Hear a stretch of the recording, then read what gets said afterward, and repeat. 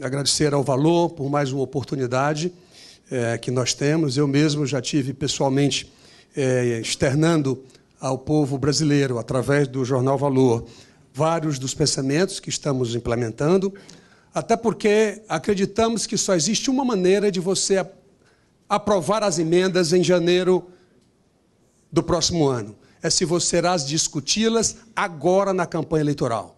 Essa história de dizer que ajuste fiscal é muito importante, é a base do crescimento, mas se não disser como vai fazer, isso em nada ajuda o debate, e é exatamente o que o nosso pré-candidato, Ciro Gomes, tem feito em todo o território brasileiro, que é pontuar como ele pretende fazer, se assim o povo brasileiro o der a oportunidade de ser o presidente deste país. O brasileiro tem mania de botar a culpa nos outros. Porque os Estados Unidos aumentou a taxa de juros, porque isso, por aquilo. O Brasil tem um problema grave de endividamento. Nessa metodologia do Banco Central, de 2006 para cá, é a maior relação dívida-PIB dessa história, são 75,9%. O Brasil, tradicionalmente, teve primário positivo, mesmo que não fosse capaz de pagar os juros, mas agora ele tem primário também negativo. Portanto, variação do estoque da dívida hoje, ele não é explicado somente pelos 400 bilhões de pagamentos de juros da dívida, mas é também explicado pelo déficit primário, 124 bilhões ano passado, esse ano estão falando aí em 138, mas isso é um valor ainda a ser definido, e o próximo presidente tem obrigação de resolver essa questão nos próximos 2 anos, para poder, portanto, fazer uma reversão das expectativas do capital, seja ele do capital privado, seja ele nacional ou internacional. Para isso ser alcançado, precisamos, inclusive, mostrar ao Brasil que a dívida pública brasileira não é esses 3 trilhões e 700 bilhões que o Tesouro solta todo mês. Como o Brasil, o Banco Central não tem título público para fazer política monetária, o Tesouro emite esse título para o Banco Central e lá ele faz as operações compromissadas. Título médio do Tesouro, 38 meses, está compromissado 1 semana, e isso tem, portanto, acrescido, né, esse volume de pagamento, encurtado o prazo dessa dívida, que é importante o povo brasileiro tomar conhecimento. Para resolver isso, ajuste fiscal, ele não é um fim em si mesmo. As pessoas querem vender ajuste fiscal somente como corte de despesa.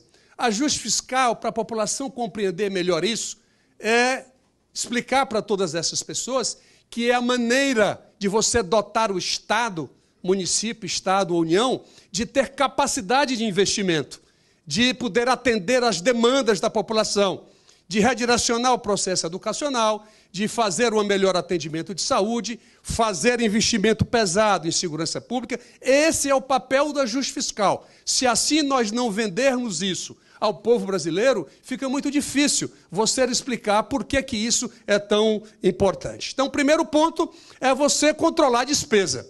E aí fizeram a emenda constitucional 95, que eu acho que os meus colegas aqui vão discordar de mim, fizeram para controlar gasto.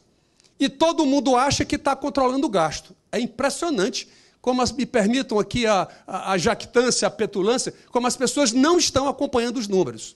As 2 maiores despesas do governo federal é pessoal e previdência. Nenhuma dessas despesas está diminuindo.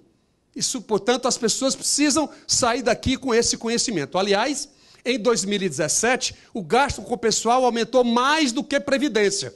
O que está diminuindo para manter a estrutura do teto do gasto, que se convencionou chamar, é o profundo corte em investimento do setor público. Um colega nosso lá da Fundação, Manel Pires, soltou agora um estudo que, em 2017, nós temos o menor volume de investimento público desde 1947. Portanto, esse teto do gasto não tem nada de teto do gasto. O que tem sido feito é uma ação nociva, que tem diminuído o investimento público, que, se o investimento diminui, o crescimento do PIB também diminui, piora a relação dívida-PIB. Na recessão, o multiplicador fiscal ele é muito maior do que em épocas de ascensão econômica. Precisamos dele para poder fazer. E, por último, o investimento público tem o efeito crowding in.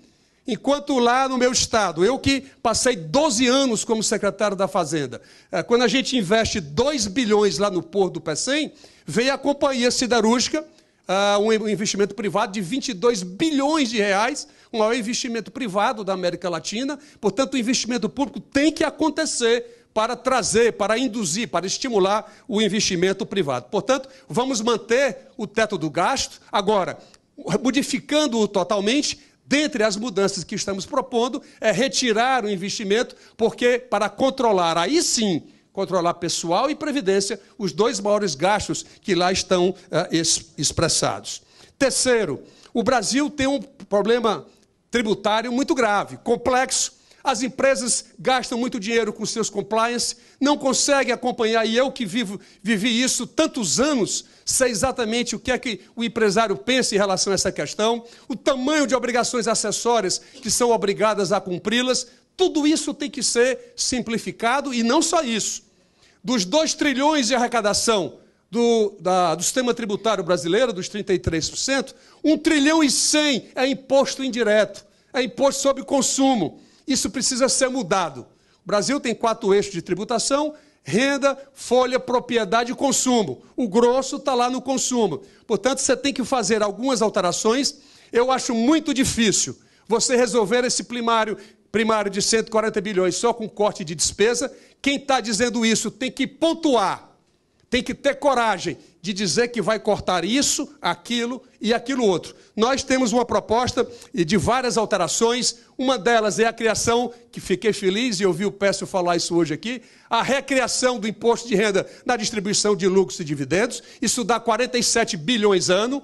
Obviamente que você vai ter que recalibrar o imposto de renda de pessoa jurídica. Você vai ter aí também uma diminuição em determinadas atividades. Se o presidente Ciro vier a ser eleito, no primeiro dia será proposto uma redução imediata de 15% em todas as desonerações. Então, se a desoneração é 300 bilhões, 290 ou 320, cada um tem um número diferente, 15%. E aí, em seguida, vamos analisar cada uma delas para saber se tem impacto macroeconômico sendo gerada com aquela desoneração. 15% de 300, em grosso termos, dá mais 15%, dá mais 45 bilhões. Então, estamos pro fim da pejotização, que tem complicado não só o sistema previdenciário, como tem complicado também a troca do imposto de renda de 27,5% para 15%. Então, precisamos também ter coragem de discutir isso e criar mais uma maneira. Em 2 anos, o Brasil ser capaz, não tem nada de impossível. Nós precisamos enfrentar com coragem essa questão. Previdência. Previdência é possível, sim, sair para um sistema de capitalização de contas individuais. O sistema de repartição ou benefício definido, ele está fadado a um insucesso. Você, antigamente, do setor público, tira 6 servidores para um inativo, agora é 1,5. Você tem menos jovens, a taxa de natalidade caiu no Brasil. Ao mesmo tempo em que a longevidade, ou seja, a expectativa de vida do povo brasileiro aumentou. Portanto, não precisa ser doutor em atuária para compreender que ele não subsiste. Portanto, é importante o regime de capitalização de contas individuais. Nós temos uma equipe com modelo pronto, simulador pronto, fizemos as contas, o presidente Ciro vai anunciar, mais ou menos lá pelo dia 15 de julho, mais ou menos, ele vai dizer quanto é o déficit explícito, quanto é o déficit implícito, e vai dizer como proporcionar essa transição. O Fábio Jambiage, que é um colega nosso que estuda muito Previdência, o déficit explícito do RGPS, por exemplo, que deu lá 0,19% do PIB, isso dá 12 bilhões. Não tem nada de extraordinário nesses números, nós estamos com todos eles prontos e vamos mostrar ao Brasil de que isso, com certeza, é capaz de ser alcançado. Por último, hoje há um total problema com o setor privado.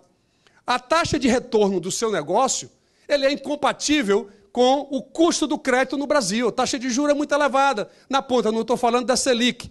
Então, o que é que acontece?